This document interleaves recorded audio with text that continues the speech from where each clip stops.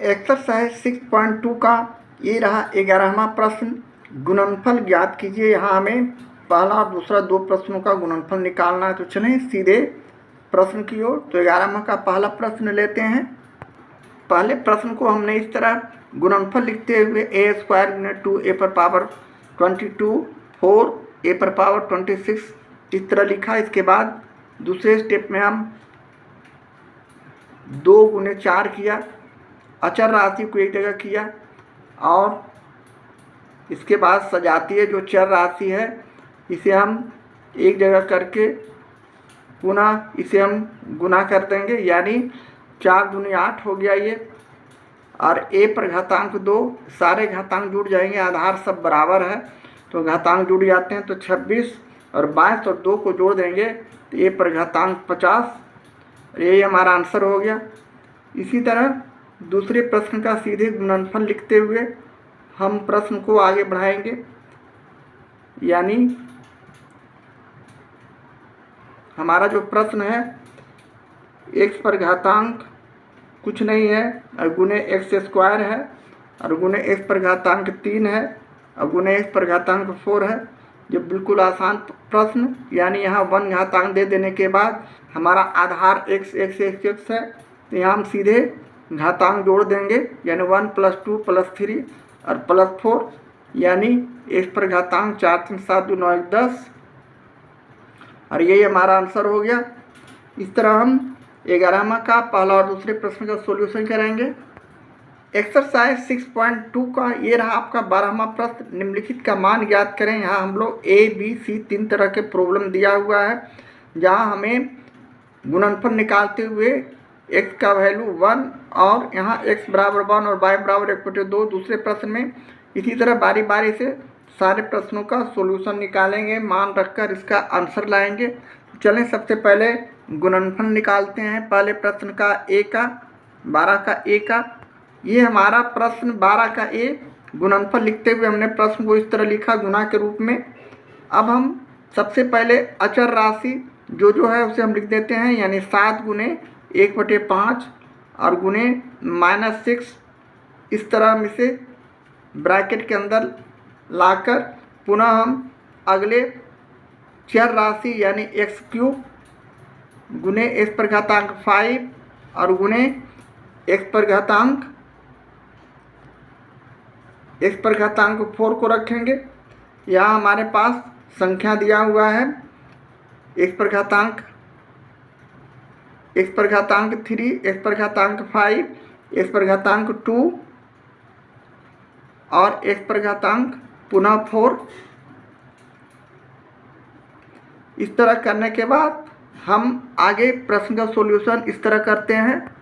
पुनः हम इसे अब छोटा रूप में लाते हैं, यानी अगर कोई कटे तो काट देना है, नहीं तो गुना कर देना है। तो 7×6 42 -42 और नीचे 5।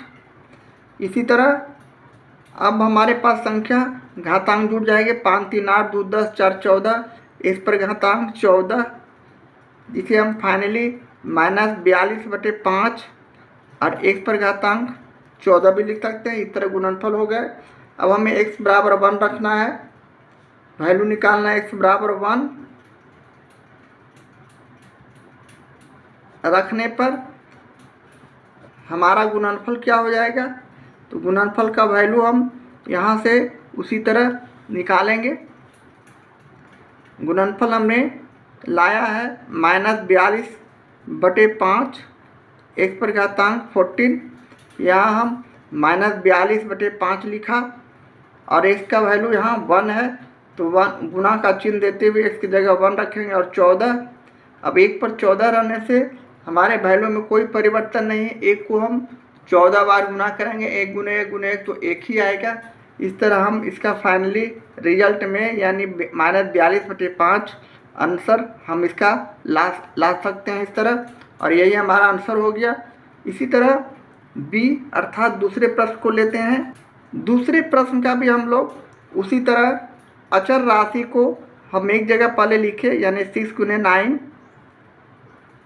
इसके बाद हम सजातीय को एक जगह लिखे, यानी x पर घातांक 3 और गुने x पर घातांक 4।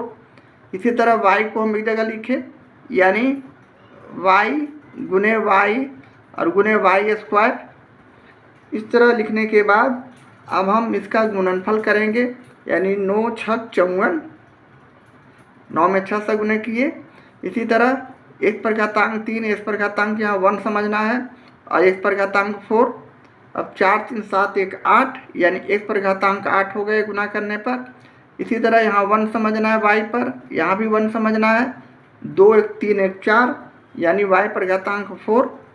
इस तरह हमारा गुणनफल 54, x पर घातांक 8 और y पर घातांक 4 आए। अब हमारा प्रश्न से मान रखना है, x बराबर 1, y बराबर 1/2। गुणनफल में मान रखते हैं, यह रखने पर तो पुनः हम इसी तरह गुणनफल का वैल्यू लिखेंगे।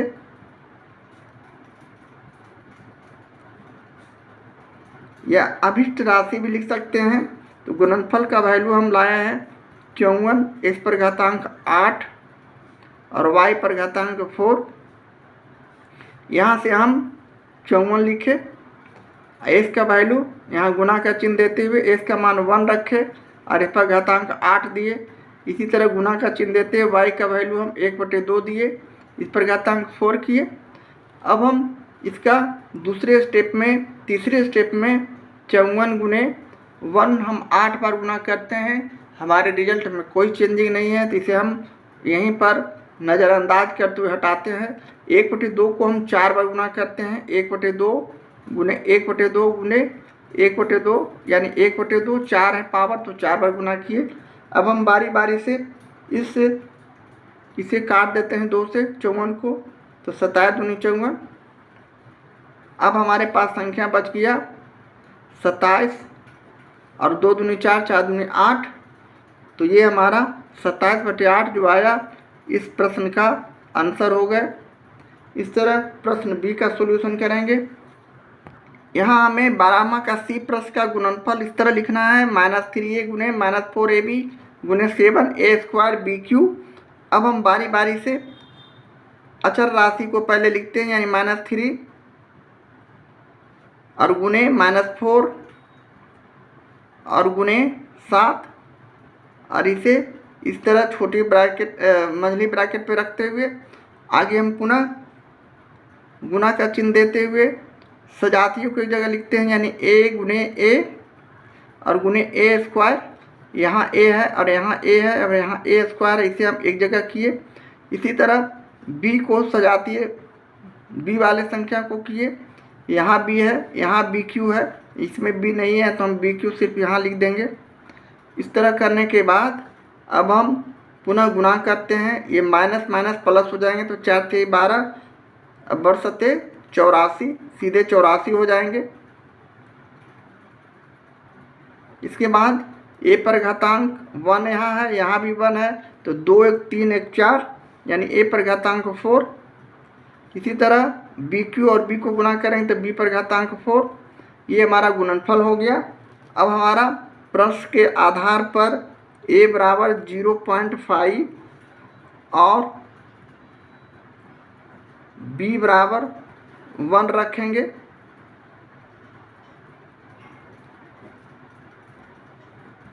तो हमारा अभिष्ट संख्या क्या आ जाएगा, तो हमने गुणनफल जो लाया है 84 a पर पावर 4 b पर पावर 4, इस पर हम वैल्यू अपना रखेंगे, यानी 84 गुने a का मान हमने 0.5 पर घातांक 4 कर दिया और गुने b पर हम वैल्यू 1 पर घातांक 4 कर दिया। इस तरह अब हम 84 को गुना करेंगे 0.5 के घातांक 4 बार। इस तरह 4 बार गुना करने के बाद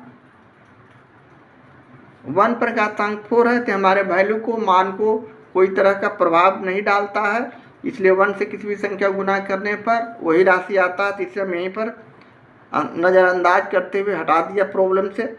अब यहाँ हम गुना करेंगे, तो गुना करने के बाद 84 गुने हम इसे आसान तरीके से भी गुना कर सकते हैं, या फिर सीधे हम इसे 5/10 कर देते हैं। गुना करके दशमलव हटाते हैं तो 5/10, इसी तरह 5/10, इसी तरह 5/10, दशमलव के बाद एक अंक है तो 10 दे सकते हैं, 5/10।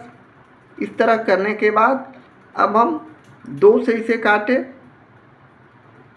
तो 5 हो गया, या 5 दूनी 10 भी हो गया, यानी 1/2 भी कर सकते हैं। चलिए 1/2 कर दिए, 1/2 कर दिए, 1/2 कर दिए, 1/2 कर दिए, इस तरह भी कर सकते हैं।